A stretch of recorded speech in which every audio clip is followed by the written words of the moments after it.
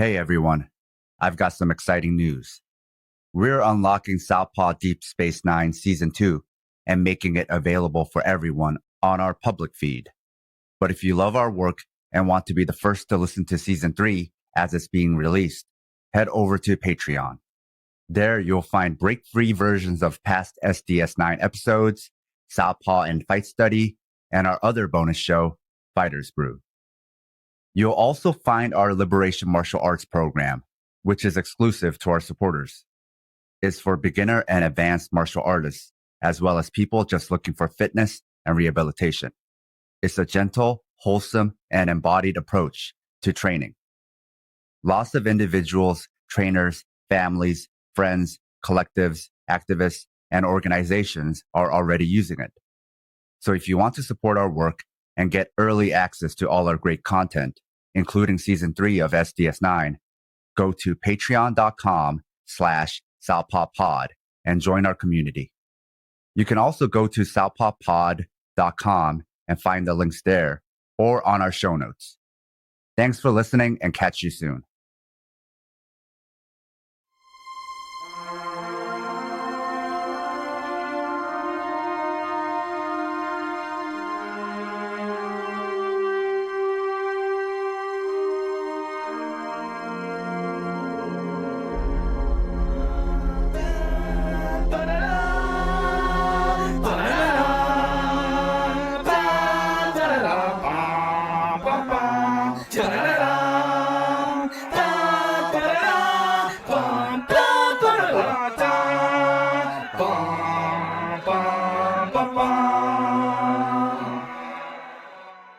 This is Southpaw Deep Space Nine, Season 2, where we analyze Deep Space Nine and Star Trek from a political and historical lens, episode by episode. I'm watching DS9 with fresh and hopefully less fan-biased eyes, and Scott is the veteran Trek fan who knows more context about the show. We are discussing Season 2 of DS9, Episode 7, Rules of Acquisition. Da-na-na-na. Scott, can you tell us about this episode? I'd love to. So, Rules of Acquisition, obviously named after the book of the Ferengi people, for which they base many of their laws, creeds, and attitudes, is the main title of the episode. And we get to Quark's bar, and it is popping off. Quark is playing Tango, which is a card roulette combo sort of game, with Dax, who is excellent at it. And while Curzon, one of Jadzia's previous hosts for the Dax symbiote, was good, Jadzia points out that she is even better.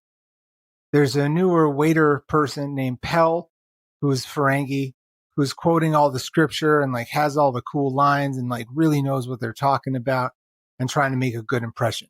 You know, about the 285 rules of acquisition. And they're all talking a bit about chauvinism and sexism and the Ferengi. And it turns out that Zek, the Negus, is coming and wants Quark to be an ambassador to host a conference with the Gamma Quadrant with some Gamma guests at the station. And in a goodwill gesture and negotiation, the Negus reluctantly gives 50,000 kilos of Brizzy nitrate, which would greatly help the Bajorans rebuild. And that's through a little tete-a-tete. I'm going to say tete-a-tete a lot this season because I just really like it. And if I'm using it incorrectly, I apologize. And, you know, language grows. And whatever this item is, the Bajorans could really use it. And Ben uses that in their argument. And the Negus says that in the Gamma Quadrant, there's this Tula berry, which can make Tula berry wine from the Bazi, will be the game that gets the Ferengi in the Gamma Quadrant just caking off. Pell points out that Quark, while in a good position, may also be the scapegoat if things go wrong. And he gets Pell to come with him. And then you see that Pell reveals that they're actually a female Ferengi. And she has cosmetic ears that she puts on top of her head. But the women in the Ferengi tradition are definitely not supposed to be wearing clothes, working, quoting scripture, doing any of this. This is a wildly subversive, revolutionary move. At the negotiations for all this, things are getting hot. Elsewhere, Kira is getting a nice Latinum jewelry from the Negus. Dax explains that the Ferengi are a lot more fun than their reputation suggests, and then people are more playing Tango. Now, as the negotiations are going, the original ask was for 10,000 berries, but now they want 100,000. Also, that's when Dax realizes Pell is a woman who is in love with Quark. And again, this goes against all mores of the Ferengi people. So the contact doesn't go well. The meeting doesn't go well.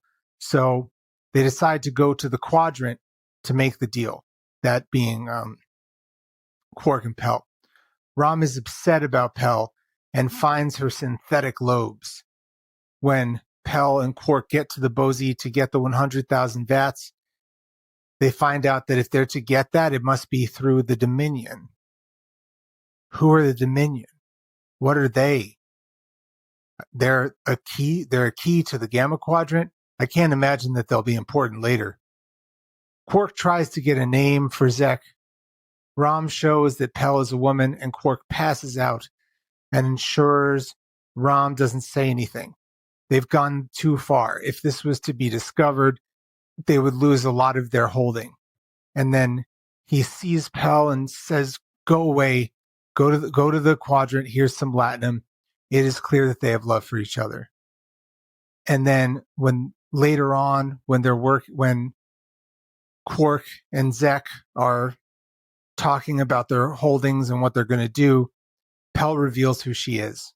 And they all sort of bribe each other to keep their identity secret. And in retaliation, Quark will lose the Gamma Prophet holdings that he was promised. Pell leaves. Quark tries to pretend like he's not sad, but he is. They kiss. And then we see Quark sat at the bar, trying to play Tango with Dax, but Dax knows, "You're feeling it, bro." So, we start with Morn sleeping on a metaphorical park bench and the constable kicking him out. Yes. Then Morn looks into the bar for a place to stay, which makes it look like Morn is dealing with housing insecurity. And it's all part of the hints and allusions about Bajor and even the station that there's a lot of inequality within this new Bajor. The Federation itself might be luxury space communism, but that's not true for everything in this universe. Now, with the haves and the have-nots, it's a Dickensian way to bring us to the rules of acquisition. Absolutely. You can't have poor unless you have the rich. With the rules of acquisition, it seems like it's basically the Ferengi version of the Wealth of Nations. Now, people who watch Trek, or perhaps even the writers, might see this as some satire about capitalism, but this is pretty non-satirical and an accurate view of people like Milton Friedman and Murray Rothbard. Mm-hmm. Ferengi political economy is basically the Austrian school of economics, which is the most influential in Western economics. And they were the ones to implement neoliberal changes around the world, especially in Latin America and post-Soviet Union Russia. So we think the Ferengi are foolish and not realistic, but their political economy rules our reality. Now, there are many forms of capitalist imperialism in Trek, but the group they use to explicitly represent capitalism aren't the smartest or most innovative, but the ones most willing to exploit, which is true. But for capitalism to be truly effective, it has to hide its greed, which the Ferengi don't. Neither did the Austrian school. But that's where the neoliberals came in, basically taking their ideas, then not saying the main point of it out loud, but rather lying about it and saying it was for freedom and democracy, because that was better for PR than just saying something like, this is the rules of acquisition. Right. Something that I can at least appreciate about the Ferengi is that, at least from a story standpoint and from an understanding politics standpoint, is that they don't front about what they're about. They are virulently capitalist. They are virulently willing to do anything, include fuck over people they love for the end, which is capital. And in the Deep Space Nine Star Trek universe, it's Latinum. I still haven't figured out the exchange rate, but it feels like 10 bars is quite a sum. And they're like, capitalism is good. I think of them almost as like ANCAPs that also believe in law. I mean, I think a lot of libertarians actually do believe in law, but the libertarianism is a myth that is told to some people to make people think that there is a left-leaning form of conservatism. But and I mess with some of their views, but for the most part, I don't think it's right. It doesn't work for me. A note to our listeners. If you love the Southpaw Project, please support us and help us get paid for our labor by financially supporting us on Patreon. This will give you access to exclusive bonus content, like early releases of Southpaw Deep Space 9, our fictional narrative podcast, Fighters Brew, break-free versions of our shows without interruptions like you're hearing now, bonus articles, Fighters Brew transcripts with extra content, Liberation Martial Arts Online, as well as our private chat group on Discord. You can also make one-time donations at Ko-Fi or show your solidarity by wearing our swag. You can find all pertinent links at southpawpod.com. Actually, anarcho-capitalism came from the Austrian School of Economics. Mm-hmm. So they wouldn't have been successful without the liberals, because kind of like the Ferengi, right? They're just too raw. They're too honest about their immorality. But the liberals are all about branding and marketing. So they were the ones that were able to take their ideas and disguise it and then implement it around the world and then exploit and benefit the ones who are already rich and the ones who have the ability to exploit. And because of that, I think because they have the foil of the Federation, they're able to be flamboyantly, boisterously capitalistic because they're like, because it's such a ridiculous compliment to this world that is supposed to be post scarcity, but they're on an outpost where they do need things. And it's a good contrast to the stuffiness of the Federation and even the Cardassians. But then because of that contrast, you think, oh, maybe stuffy is good. Maybe boring means like business as usual and everything is going great. But as I keep bringing up and as we keep seeing with the Cardassians, stuffy is actually when imperial capitalism, fascism is at its best.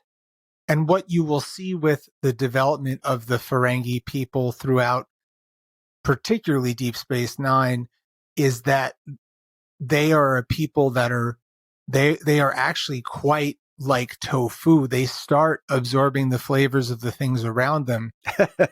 Yeah. The way they're presented in the the Star Trek The Next Generation, they're like more like feral, less intelligent, just like not given a lot of thought.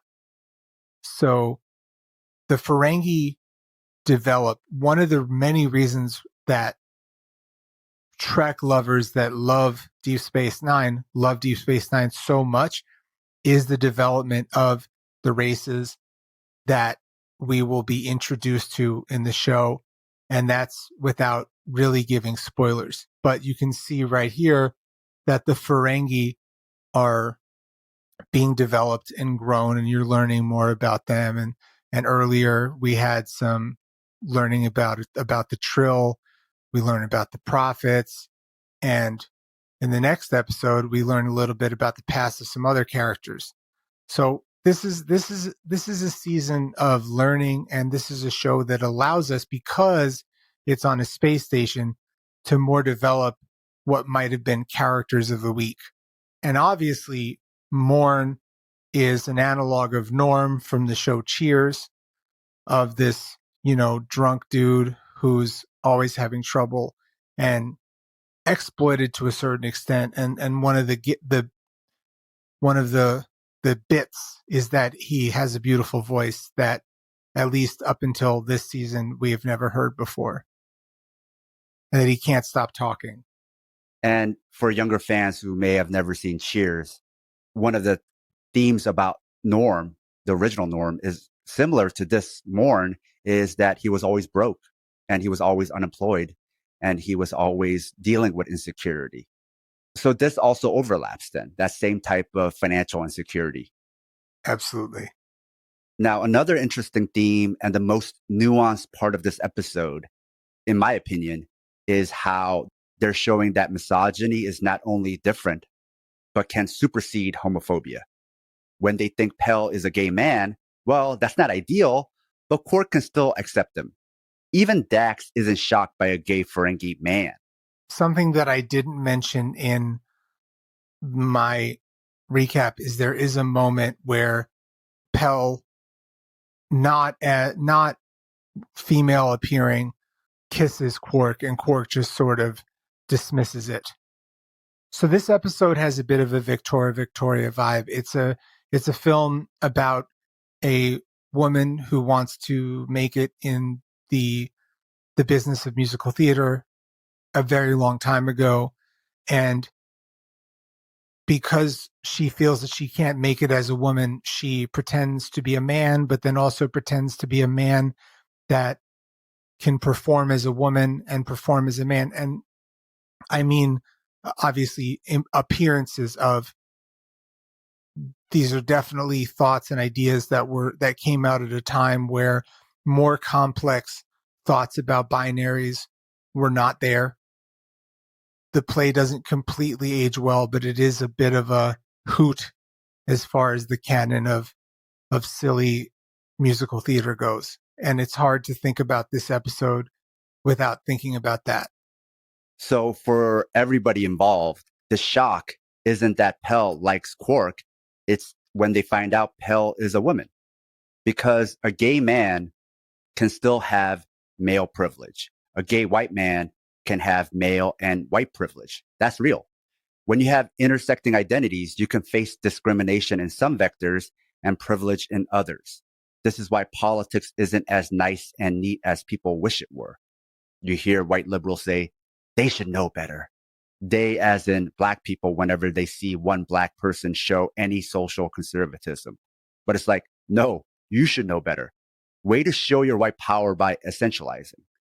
So that's why, to me, this is a very gray and the most nuanced part of this episode.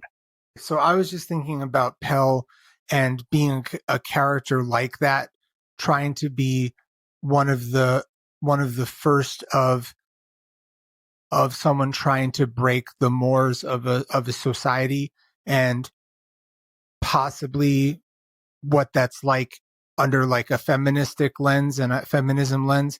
And I do understand my own privilege and my positionality, but I was rereading the Xenofeminist Manifesto, which is a futurist feminist manifesto that posits that what is really at the crux of future feminism is alienation, and to quote, that it seizes alienation as an impetus to generate new worlds, and we are all alienated, but have we ever been otherwise? So I just think of the alienation component of this when thinking of Pell, and I recommend anyone checking out Xenofeminism through Verso Books. It's very dense, but I think it very much is consistent with some of the lines of inquiry I see with some of the characters in Deep Space Nine. So continuing with that thought and theme, this episode was isolating male privilege and misogyny as distinct forms of privilege and bigotry. But from a character development side, we saw Quark, as you mentioned, show humanity and love and charity. And then we get to something else, the first mention of the Dominion. So me watching this for the first time, I have never heard of that race until now. but they really teased it and made it ominous. So now the series has at least one goal: meet the Dominion. So in analyzing DS9 episode by episode, we can see that writing isn't just writing. There's writing for an episode, writing for a story arc, writing for a season, then writing for the series. Having several writer friends, it really isn't easy to be a writer. Scott, what were your thoughts about this episode? So as we get deeper, I'm going to have different types of scales. So as far as a mythology episode, I do have to give it a higher mark of maybe a 3.5 because it's the first mention of the Dominion, which may or may not be significant in the story. And as a Trek episode, I give it a 3. Some of the ideas age well, some of the ideas do not, and I don't really see Quark as queer coded. So, but I do see Quark developing feelings for this character even before the reveal, which was interesting. I hadn't thought about this episode in 20 years. I think I skipped it the last time I did my rewatch. What do you think? I wasn't shocked by that because that's actually the more common trope whenever you do something like this. Whenever you do something where a character is hiding their gender, there's always a love story. And that typically is how they do it, is a character is falling in love with this other character before they get the reveal. And it's not doing it in some progressive way. It's doing it, I think, sometimes in a titillating way to try to really tease the audience for the reveal. And I think other times they do it from a romanticized version of love where it's about one soul loving another soul. It's about destiny and faith, which I think is also in many ways a very traditional view of love, even though it doesn't fall into a lot of the same conservative trappings. But it is also still like very much uplifting and glorifying this Victorian idea of love. I'm not saying that's what they were doing in this episode, but I'm just saying that something like that doesn't surprise me. It would surprise me if they didn't tease that because that's typically the norm, even in very conservative movies like Disney movies. You know, if they do something like this, they're always going to tease that beforehand. Scott, now can you introduce us to the next episode? The next episode is definitely very different from this one. It's called Necessary Evil. And I can't say much about it without, I don't know how to describe this episode other than we get some backstories of some characters that you've been wanting to visit. Until then,